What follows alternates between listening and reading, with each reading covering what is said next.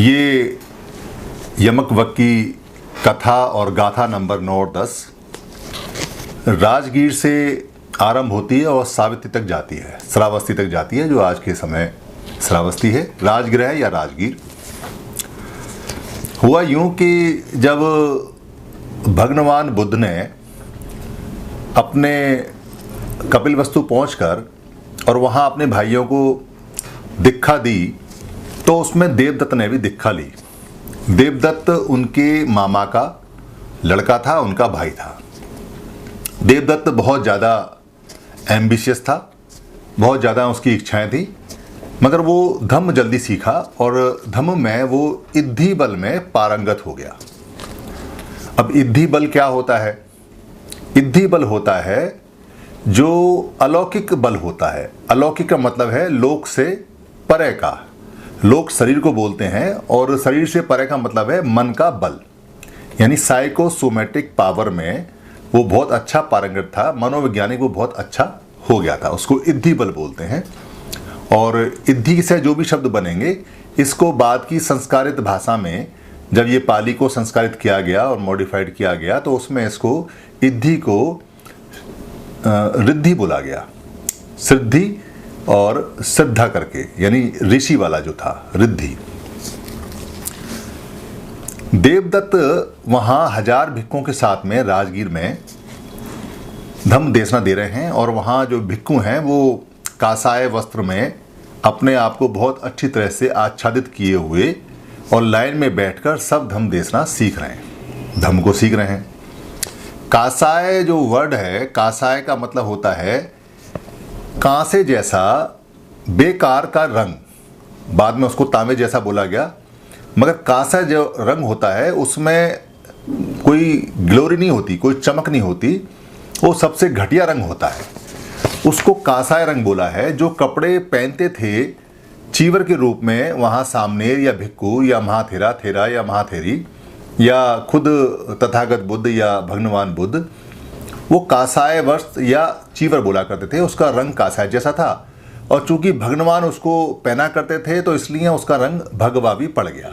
जैसे मितवा होता है, मितवा, ऐसे ही भगवा, तो भगवा कलर भी उसका पड़ गया और ये भगवा रंग तभी से उसका चल रहा है। ये रंग नहीं था जो आज की डेट में जिसको भगवा रंग बोलते हैं, केसरी रंग बोलते हैं, ये नहीं था। कासाय रंग था वो, जो बहुत बेकार सा और घटिया रंग होता है। तो वहां चारिका करते करते भगवान बुद्ध के राइट हैंड और लेफ्ट हैंड महामोगलनयन और सारिपुत्र दोनों पहुंच गए। दोनों पहुंच के वहां चारिका की उन्होंने और धम्म की देशना देवदत्त देते रहे। उसके बाद में वहां के लोगों ने, यानी राजगीर के लोगों ने उनके खाने की व्यवस्था की, भिक्खु संघ के खाने की व्यवस्था की। और खाने में कोई कमी ना पड़े इसलिए जो वहाँ का व्यवस्थापक था, जो मैनेजर था, जो सारी खाने की मैनेजमेंट को देख रहा था, उसके पास में किसी उपासक ने एक बहुत कीमती कपड़ा दिया, वस्त्र दिया। कीमती कपड़ा जो हाथ से कड़ा हुआ होगा, बहुत अच्छा होगा, ऐसा करके। कपड़ों की बड़ी कीमत थी उस समय, क्योंकि कपड़े बड़े कम थे और हाथ से बनते थे। तो उसने कपड़ा इसलिए दिया कि अगर भिक्खु संघ को खाने में कमी रह जाए तो आप इस कपड़े का उपयोग करके और खाना ले लें, यानी कपड़ा किसी को बेच दें या दे दें और उससे खाने का सामान ले लें। मगर खाना पूरा पड़ गया और कपड़ा बच गया। जब कपड़ा बच गया तो ये बात हुआ कि इस कपड़े का क्या करें, तो किसी भिक्खु को उसे दे दें। अब भिक्खु को देने की बात आई तो सारिपुत्र और मोगलायन बहुत सीनियर हैं, मगर वो तो अभी अभी आए हैं और कभी कभी आते हैं। मगर राजगीर में देवदत्त तो हमेशा रहते हैं और वो सिखाते भी हैं। तो वो कपड़ा देवदत्त को दे दिया गया और देवदत्त ने तुरंत ही उसका चीवर बनवाया और चीवर बनवा के वो इधर उधर घूमने घामने लगे। श्रामणों में और भिक्खुओं में कानाफूसी होने लगी, क्योंकि संघ का नियम टूट गया। संघ का नियम यह है कि कोई भी भिक्खु या सामनेर दान में कोई भी वस्तु आती है उसे अपने नाम से नहीं ले सकता, नंबर 1। दूसरी बात, अगर संघ उसको स्वीकारेगा तो वो संघ की प्रॉपर्टी हो जाती है। तीसरी बात, अगर संघ की प्रॉपर्टी होने के बाद में वो उसको मिलती है जिसको उस समय ज़रूरत हो, चाहे वो किसी को भी मिले, चाहे सामनेर हो, चाहे माथेरा हो या थेरी हो, कोई भी हो, जिसका नंबर आ जाएगा और जहाँ वो रखी होगी उसके हिसाब से वो उसको मिलेगी। ये संघ का नियम था। क्योंकि कपड़ा अच्छा है या ख़राब है, इसका मोह, इसका राग नहीं कर सकता भिक्खु। अगर वो राग और मोह करता है तो वो अभी धम्म में पारंगत नहीं है, वो धम्म को नहीं जानता। और ऊपर से अगर आप धम्म को सिखा रहे हैं फिर तो बिल्कुल नहीं कर सकते आप। कोई सामने करे तो ये मान सकते हैं कि वो अभी कच्चा है, मगर आप शास्त्र हैं, आप टीचर हैं, आप सिखा रहे हैं, उसके बाद आप वही बात बता रहे हैं और उसका अनुपालन नहीं कर रहे हैं, यानी आप तथागत नहीं हैं, तो दिक्कत हो जाएगी, फिर सामने वाले सीखेंगे नहीं। ये बात कानाफूसी में होती रही और वहाँ से कुछ भिक्खु वहाँ से आ गए। आने के बाद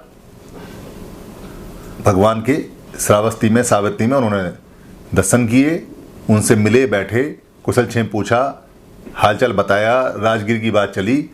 जब राजगीर की बात चली तो कुछ भिक्खु ने उस घटना को भगवान बुद्ध को, तथागत बुद्ध को बताया।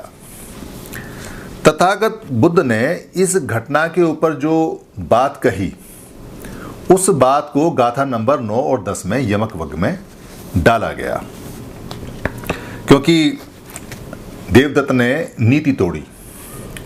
नीति, जिस नीति के तहत में देवदत्त देशना देने के लिए बने, जिस नीति के तहत में वो भिक्खु बने, जिस नीति के तहत में वो टीचर बने और जिस नीति के तहत में वो भिक्खुओं को पढ़ा रहे हैं, वहाँ उन्होंने अनीति की, उसका सम्मान नहीं किया। और अनीति का जो रिजल्ट होता है वो बहुत ज़्यादा खराब होता है। देवदत्त को भी ये रिजल्ट बाद में भुगतना पड़ा और देवदत्त की मृत्यु बड़ी हृदय विदारक और बहुत ज़्यादा कष्टदायक हुई। घिसट घिसट के वो मरे, बाद में तड़फ तड़फ के मरे, सड़ सड़ के मरे। वो भगवान बुद्ध के पास आना चाहते थे मगर वो जा भी नहीं पाए, उनका हृदय बीच में ही फट गया, ऐसी हालत उनकी हो गई थी बाद में। तो कर्म फल जो होते हैं, कम फल, यानी जैसा व्यक्ति करता है, अगर वो कोई नीति है उसको अगर तोड़ता है तो उसका रिजल्ट उसे जीते जी मिलता है। तो भगवान बुद्ध ने जो बात कही वो 2 कथाओं में है, और चूंकि पाली भाषा थोड़ी गूढ़ होती है, फिर भी मैं उसको सरल करके आपको यहाँ बताऊंगा। गाथा नंबर 9 में अनिक सावो कासावंग। अनिक सावो कासावंग का मतलब है कि जिसके अंदर दोष है, यानी कि जिसमें कासाय वस्त्र के अंदर जिसमें दोष है, जिसके मन के अंदर दोष है, जिसमें पाप है, जो पवित्र नहीं है। कासावंग का मतलब है यहाँ पे चीवर, यानी कासाय वस्त्र हो गए। यो वत्थंग परिदहित सती, यानी यो माने जो, वत्थंग माने हो गया कपड़ा, वस्त्र, परि माने चारों तरफ, और दहित सती माने देह के ऊपर, यानी जो शरीर के ऊपर कासाय वस्त्र को लपेटता है मगर मन से दूषित है, जिसके अंदर पाप है, जिसने अपनी बुराइयां नहीं हटाई हैं, जो बुराइयों से युक्त है।